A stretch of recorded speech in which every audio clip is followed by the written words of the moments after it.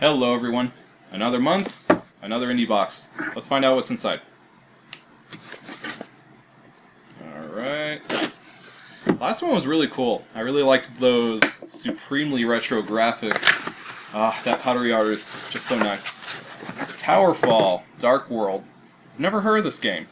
Let's see what... Ooh, it has double cover thingy going on. From Matt Makes Games. I don't know what this game is about. I've heard of it, but I do not know anything about its gameplay, as far as whether it's a platformer, adventure, what is it? Alright, up. And there we go. Oh, it has DLC also. If it... come on, focus. Focus, please. Focus with all your might. There we go. Alright, it seems to have DLC with it. If the DLC is not included on the flash drive, I'm going to have to blur that out so I could get it for myself, because I like DLC for some reason. Alright, and you know what, I actually played that game, DLC Quest. It wasn't very good, but I liked what it was trying to do, and I had fun with it. But, so yeah, if you see it for sale, which I saw it for sale, so I went ahead and got it for like $1 or something. But if you see it for sale, go ahead and get it just to have a good little laugh about it. The game should be fun, even if their premise is what makes it fun. Alright, now let's open this. Reach in, what's our first item? Ah, poster. Alright, let me see if I can... You know what, it's going to be like the last one. No, there we go, we can just open it this way. And you know what, I don't like their... Ooh, what is this? Oh ho ho! Happy birthday to me! This is like a Burger King hat type thing. I don't know if that's what they were going for, but to me, when I see this, it's like, oh hey, it's a crown. Okay, or if not, I don't know if this is something you put on your door or something, but if it's supposed to be a crown, then they made it for people with really huge heads. Wow, okay. Ah, that could be interesting. I was going to say that I don't like the posters when they wrap it up like that, because then it's impossible to get it straightened out. It always has that thing going on. But oh well, what's next? And this thing is packed. It's got tons of stuff in here. Let's see what's next. Oh, wow. Okay. Now we're talking.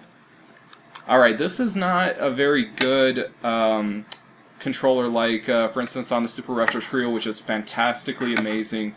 I recommend anyone go ahead and get those from them, because they cloned the Super NES controller absolutely perfectly.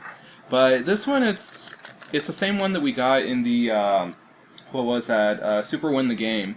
And again, it does have its problems. The D-pad is a little too fat, so it doesn't really feel right. It also bottoms out. Watch. You see a good D-pad, it shouldn't do that. And you know what? Let me see if I can illustrate that for you. Yes, okay. I have a little bag of spares right here on my desk. Let me illustrate something for you guys. Okay, this is a badly designed D-pad because it bottoms out. So you see, when you're in the heat of battle or whatever you're doing, usually in an action game or a platformer, you tend to put a lot of pressure on the D-pad, and so you see if you put too much pressure on it, then it just bottoms out and you can't move left or right. But if it's a well-designed D-pad, it'll be like this Nintendo DS Lite D-pad. Let me see, can you guys see it? Yeah, I think you guys can see it. Anyways, you'll see the difference with this is that they include this little thing on the bottom, and sorry you guys, this thing is having trouble focusing. But you see it has like a little ball that is right there on the bottom, and that prevents the D-pad from bottoming out. I don't know if Nintendo has a patent to that or what, but all the cheap D-pads, all the cheap controllers out there, they don't have that. And that's why it bottoms out, because you see with this, you can go ahead and still bottom out and still swivel it left and right. So therefore, even while you have pressure on there, you can still move left and right. And with these ones, it's a lot more difficult when it doesn't have that. But anyways, so that just shows that Nintendo, that was a good design that they went for. I don't know if they have a patent on it or what, but all the cheap D-pads can't do that. The Super Retro Trio controller, which is a clone of the Super NES controller, that one, it does have that little ball right there, so it is a well-designed controller. It's perfect, actually. But, anyways, this one, I like that they went with the Super Famicom colors right there. I don't know if that's correct, because I never had one, and I don't have the new 3DS, so I don't know if that's the correct pattern that they are going for, but that still looks pretty nice. The sticker on top of this is actually pretty cheap. It seems like they didn't fit it correctly because at the very top it kind of goes over, and at the bottom it's actually perfect how it just sits on top of it. But overall, I like that they include this. I always like it when they include a controller. And sorry if this thing was scratching the table right there, making a little sound. Well, what's next? Indiebox newsletter. These things can actually be pretty cool because sometimes it's just propaganda, but other times it'll actually have like interviews with the developers or with what was that, Captain Forever Remix. It was like kind of this little like activity book. But oh, okay, look, it is supposed to be a crown.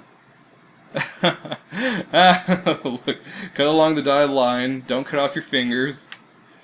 Okay. So it has a little latch or something on there. Yeah, there we go. That's what that is. So it does fit in there. It is a crown. That's pretty cool. And what the heck? Important Towerfall update. Huh? It's funny, a white sheet of paper is one of those things that... that we... Oh, jeez. Okay, so I guess they had to update it or something. Okay, this is just an installation notice. What else is in here? This is just an instruction manual. Ooh, the art in here is really, really nice. Look at that. Huh. That actually looks very, very beautiful. What kind of a game is this? I don't know what it is. Oh, were they... There's different faceplates, I guess. So I got this one right here, and I guess there's different ones that you can get. Huh. Interesting. Game summary. What is this game about? I don't see any gameplay footage on here. It looks kind of like a roguelike, just because it has all these items and stuff that you could pick up. Okay. Moving on. Towerfall Darkworld sticker. The game itself. Very cool. Indiebox sticker. They didn't do anything like special except for coloring in the eyes in Indiebox and everything else. Alright. Ooh, what is this? This is, I don't know, looks almost like flag material, you know? Let's see. What the heck? Ooh, it's a big cloth thing. Fascinating. Alright, put that to the side. Oh, that was it. Okay, that's all that was in the box. That's pretty cool.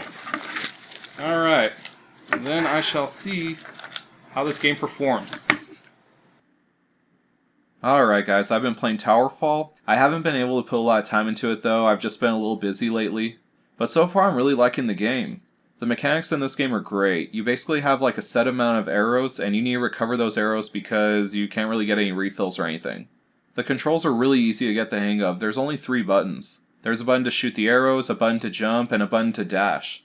You could also shoot in 8 different directions, but it could be hard to get diagonals at times. I really wish they would have gone with like an analog shot so you could angle it to whatever degree you needed to. But then again, if they did that, you wouldn't be able to use that Super NES style controller that it came with. Speaking of which, like I predicted, that controller sucks. It just doesn't feel like it's sensitive enough. You really have to put pressure on the direction that you want to go or else it won't read it. I still prefer the 360 controller. And while the controls in this game are okay, the platforming is really strange. There are some platforms that just aren't easy to get to without using the dash button, and that can make moving around the level pretty awkward. But thankfully you could also exit one side of the level and come out the other. So I like that, that's a mechanic from the old arcade games that you don't really see very often. This game isn't too difficult when you're playing on just a normal setting, but hardcore mode really lives up to its name. And that extra difficulty really magnifies all the parts that make this game so difficult.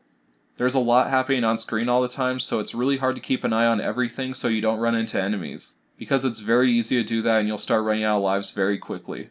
And that isn't helped by the fact that you have to keep track of your arrows. Again, you only have a set number of them and it's hard to find extras. So you have to pay attention and make a mental note of where each of them lands because you're going to have to recover them later. I installed the Darkworld expansion, which thankfully did come on the flash drive, and it makes a huge improvement. You could select a double jump and that makes the platforming so much easier. I'm really enjoying this game, but I need to spend more time with it. But from what I see so far, it's very good and I do recommend it. And that's all I got for today. Thanks for watching, I'll see you guys next time.